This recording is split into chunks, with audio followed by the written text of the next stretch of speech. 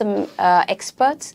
We have Abdul Rahim Surya, who is a renowned corporate trainer, very experienced chartered accountant, and somebody who is an ex-president of the Institute of Chartered Accountants of Pakistan. We have financial governance का भी तस्करा कर दिया, खास तौर पे those who are old and near retirement, how to govern their financial matters. Literacy तो होती है बट उसकी गवर्नेंस बहुत ज़रूरी है. तो अब मेरे पास कहने के लिए ज़्यादा चीज़ें नहीं है क्योंकि आमना has very well covered everything, but still I'll share few experiences. एक आपको बताना था कि देखिए अकाउंटिंग की बहुत अहमियत है, चाहे आप प्रोडक्शन को लीड कर रहे हो कंपनी में, मार्केटिंग देख रहे हो, या एज अ हाउस वाइफ है या रिटायर्ड पर्सन है. अकाउंटिंग एक बिजनेस लैंग्वेज है और हमारे मजहब में भी अकाउंटिंग को बहुत अहमियत दी गई है. जो आखिरत के दिन जजा और सजा का फैसला होना है वो भी नेट हिसाब किताब पे होना है. फिर हमारी आम लाइफ में देखें, अल्लाह मियां ने कुरान शरीफ में ये नहीं लिखा कि फजर में 2 रकात नमाज पढ़े, ईशा में वितर भी 3 पढ़े, मगर ये तफसील के लिए हम सुन्नत रसूल को फॉलो करते हैं. पर कुरान शरीफ में हिसाब किताब के मामलात को बहुत ज़्यादा अहमियत दी गई विरासत की सूरह निसा में, तो इसकी तफसील कुरान शरीफ में मौजूद है. तो अल्लाह मियां के यहाँ भी हिसाब किताब की बहुत अहमियत है. बट इसके साथ साथ एक चीज़ ऐसी है जो लोग नॉर्मली उसमें लेक करते हैं, वो है वसीयत किस तरह लिखी जाए, वसीयत की क्या कंडीशंस हैं. मैं उसकी तफसील में नहीं जाऊँगा, सिर्फ हेडलाइन इसलिए बता रहा हूँ कि इसका समझना ज़रूरी है और ये भी आपकी फाइनेंशियल लिटरेसी नहीं बल्कि फाइनेंशियल गवर्नेंस के लिए ज़रूरी है कि जनाब वसीयत क्या होती है, किस तरह की जाती है. फिर गिफ्ट जिसे हिबा कहते हैं वो किस तरह किया जाता है. मैं एक्सपीरियंस भी साथ साथ शेयर करूंगा. एक साहब थे जिनकी मियाँ बीवी थे, he was a very senior general manager in a big industry. 2 बेटे थे, अलग रहते थे, 2 बेटियां थी. उन्होंने वाइफ को मकान गिफ्ट किया. जब उनका इंतकाल हुआ तो बेटों ने कहा जनाब ये तो गिफ्टिंग शरई नहीं थी, आपने तो टैक्स पर्पस के लिए किया था. तो गिफ्ट भी आप करें अपनी भाई को या किसी गरीब को तो उसकी टेक्निकलिटी शरई हवाले से भी पूरी करना जरूरी है. नॉर्मली आमना ने तस्करा किया रिटायर्ड या ओल्ड पर्सन का कि don't consume your old savings. ऐसा ना हो कि आप इतना बांट देंगे कल आपको मांगना पड़े. कुछ लोग कहते हैं मैं अपनी जिंदगी में बांट के चले जाऊं, तो बराए मेहरबानी जो सीनियर लोग हैं, मेरे से भी ज्यादा सीनियर हैं, ये बेवकूफ़ी मत कीजिएगा, राइट. क्योंकि आपने सब कुछ बांट दिया तो कुछ रहेगा नहीं, शहद होगा तो मक्खियां आपके पास आएंगी. दूसरा ये था कि एक एग्जाम्पल शेयर करूँ. एक मेरे दोस्त हैं सुबह के साथी वॉक के, उन्होंने कहा कि मैं अपने 3 बेटों में सारी जायदाद तकसीम कर दूंगा. मैंने कहा फिर बीवी को? बोलते वो तो बेटों के साथ रहेगी. मैंने कहा आप अपनी बीवी को अपनी जिंदगी में उसके शरई हक से महरूम करके जाना चाह रहे हैं, उसको फकीर नहीं बना के जाना चाह रहे हैं, तो अल्हम्दुलिल्लाह मेरी इस बात के बाद वो रुक गए. तो इसलिए ओल्ड आदमियों को भी फाइनेंशियल गवर्नेंस पे गौर करना है.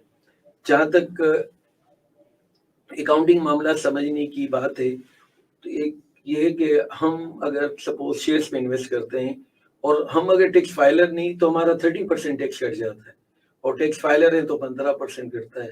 तो जिन साहबान ने अपनी वाइफ के लिए शेयर्स लिए हैं उसकी सेविंग के लिए और या गिफ्ट किया हुआ है तो उनको टैक्स फाइलर भी साथ बनाए ताकि वो टैक्स सेव कर सके ऑन डिविडेंड.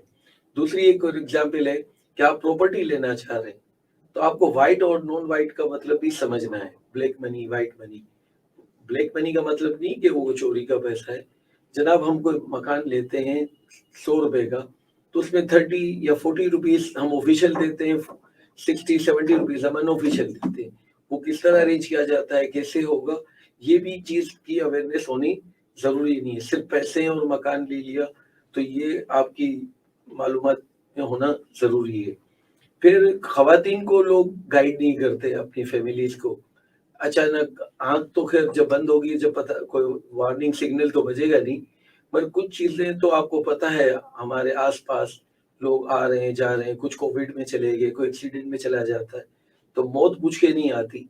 तो कम से कम अपने फाइनेंशियल एसेट्स की लिस्ट भी बना के रखनी चाहिए और किससे क्या लेन देन है, किससे पैसे लेने देने, उसकी लिस्ट होनी चाहिए ताकि आपकी बच्चों को और फैमिली को भी पता हो और अपनी फैमिली को भी अपडेट रखें. इवन मैं अपना एक्सपीरियंस बताऊं, for the last 30 years I am not paying house expenses to my wife through cash. وہ ان کو میں چیک پے کرتا ہوں تاکہ وہ خود جا کے بینک اکاؤنٹ میں ڈپازٹ کریں, پیسے نکلوائیں. اسی سے لٹریسی آتی ہے.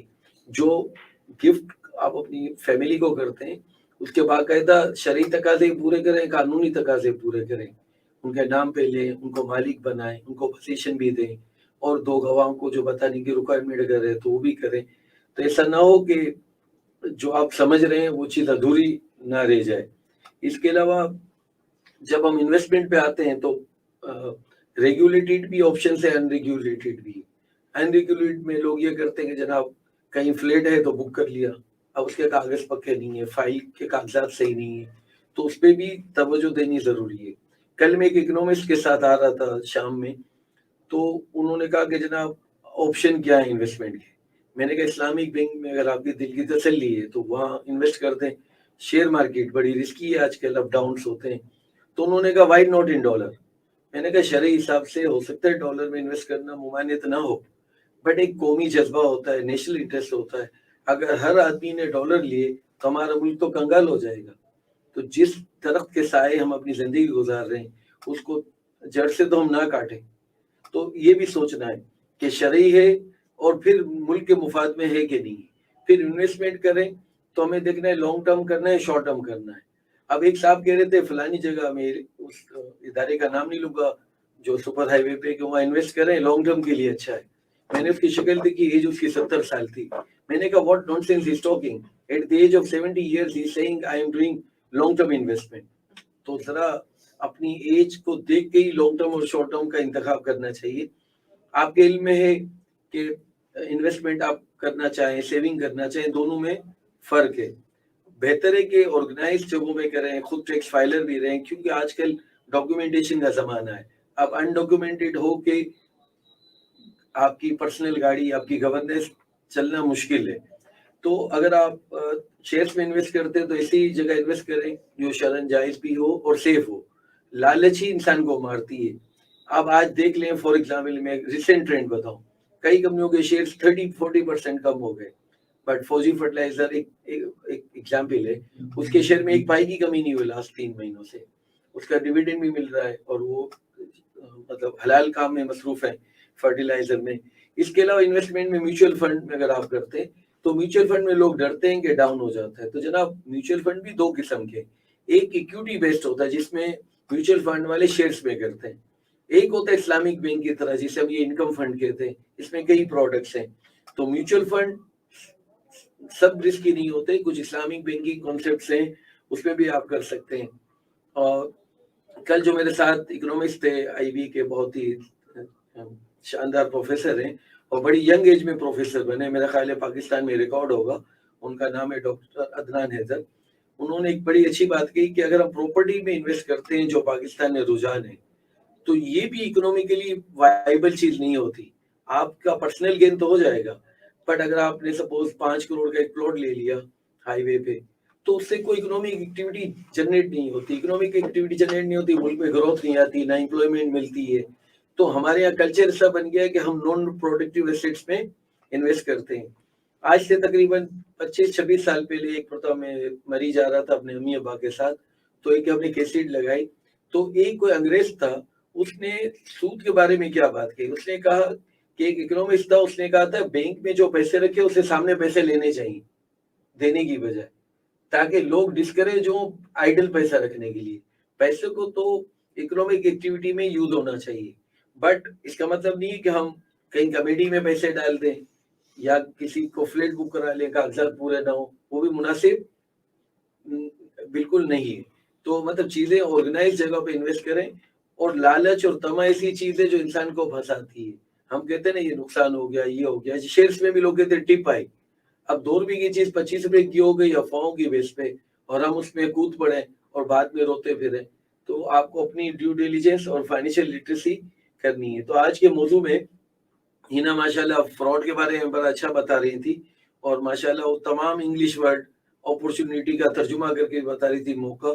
تو انشاءاللہ جب انٹرنیٹ ان کا چلے گا یا بعد میں ثنا ان کی ریکارڈ کر کے فیس بک یا لنکڈ پہ ڈالیں گی, تو جو اس میں دلچسپی لینا چاہیں وہ بعد میں بھی سن سکتے ہیں. تو یہ کچھ چیزیں ہیں. اب میں تھوڑا ٹائم آپ لوگوں کو دوں گا کوئی کوشچن ہو آپ پوچھیں, کیونکہ ہم ہی بولتے رہیں گے تو ون وے ٹریفک اچھی نہیں ہوتی, it should be two way traffic.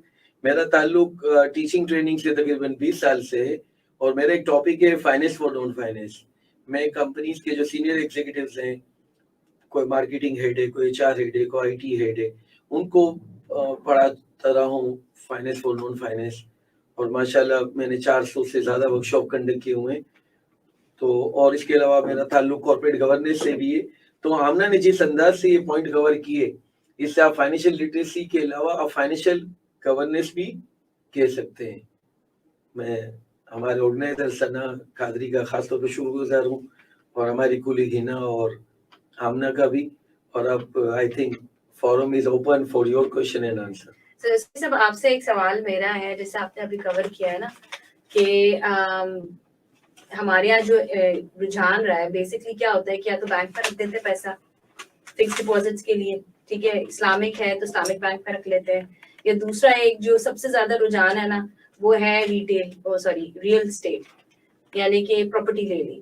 آپ نے بہت اچھی بات کی کہ میرا بھی اس چیز پہ یہی ڈبیٹ ہے کہ بھائی آپ جب پراپرٹی لے کے رکھ لیتے ہیں تو وہ آپ اکنامک ایکٹیویٹی میں تو پارٹی نہیں لے رہے, کیونکہ آپ کما رہے ہیں اس کی ریئل اسٹیٹ کی ویلیو. ہر بندہ جب ریئل اسٹیٹ پہ ہی جا کے انویسٹمنٹ کرے گا تو اس کے لیے انتظار کرے نا کہ اس کی ویلیو بڑھے گی, اس سے کمائے گا. جبکہ اگر آپ دنیا بھر میں کمپیئر کریں تو اسٹارٹ اپس کا رجحان اب چلے پاکستان میں بھی ہو گیا ہے, کمپنیز کا وہ بزنسز میں انویسٹ کرتے ہیں, وہ لوگوں میں انویسٹ کرتے ہیں. اس چیز پہ آپ کیا کہنا چاہیں گے؟ ہاں دیکھیے, اصل میں مسئلہ ہے کہ پاکستان میں رسک اتنے بڑھ گئے ہیں ڈیو ٹو اکنامک حالات, تو لوگ پراپرٹی کو سیف سمجھتے ہیں. یہ کہ مگر پراپرٹی کے بھی اپنے رسک ہیں. کوئی بھی انویسٹمنٹ ہو رسک تو ہے نا, کہیں غلط فائل آ گئی, کہیں اسٹے آ گیا, کہیں. اب آپ دیکھیں شارع فیصل پہ کئی لوگ ہیں, مڈل ایسٹ میں پوری سیونگ انہوں نے لگائی نیسلا ٹاور میں, کسی انفارچونیٹ وجہ سے نیسلا ٹاور استعمال کر دیا گیا, زیرو کر دیا گیا, تو جس نے 5 کروڑ لگائے تو روڈ پہ آ گیا. تو ضروری نہیں کہ پراپرٹی سیف, اس کے بھی اپنے رسک ہیں. اب آپ نے کہا کہ بینک میں لگائیں, تو بینک میں لگائیں گے تو سود اعلانیہ حرام ہے ہر فقہ اور مسلک کے تھے. تو آپ اسلامک بینک میں لگائیں. اب اسلامک بینک میں میرے سے لوگ اکثر سوال کرتے ہیں کہ یہ جائز ہے. میں نے کہا بالکل جائز ہے, جب مفتی حضرات علماء کہہ رہے جائز ہے, فتوے کے مطابق بالکل جائز ہے. بٹ سر جی تقوی اپنا اپنا ہوتا ہے, فتوے کے مطابق بالکل صحیح ہے, تقوی ہر آدمی کا اپنے ساتھ ہے. اچھا, ہمارے پاس کچھ کوسچنز آنے لگ گئے. جی ویسے تو زیادہ تر لوگوں نے تعریف کی ہے کہ بہت انفارمیٹیو سیشن ہے. ایک ندا فاطمہ کا کوسچن ہے, I have invested all that I earned in stock exchange, but due to COVID and the current economic situation, I don't invest in interest-based institution and currency. What to do now? Basically, مجھے ایسا لگ رہا ہے ان کی بات سے کہ یہ انہوں نے اسٹاک ایکسچینج میں اپنی ساری انویسٹمنٹ کر لی. اب ان کو ظاہر سی بات ہے وہاں پہ آپ کو پتا ہے آج کل کیا سچویشن چل رہی, اب ان کو سمجھ نہیں آ رہی کہ یہ کس طرح. دیکھیں جو بھی اسٹاک کا کام کرتا ہے کوئی بچ نہیں سکتا اس حالات سے نا, جس انداز سے ڈاؤن فال ہو رہا ہے. ایک کمپنی بڑی سالڈ تھی ڈیویڈنڈ وائز, اس کے بھی price in the last 2 days 5-7% گر گئے. میں بات کر رہا ہوں ہماری پیٹرولیم کی. بٹ مطلب یہ کہ یہ رسک تو ہیں, بٹ آپ اس کو اب لیکویڈیٹ کر کے اب کنورٹ کریں گے تو ہو سکتا ہے کہ مارکیٹ بہتر ہو جائے. آج دیکھیں مارکیٹ 500 پوائنٹ پلس ہو گئی. تو یہ تو جس گیم میں آپ گئی ہیں اس کے تو رول ہی یہی ہے, پریشر ٹینشن.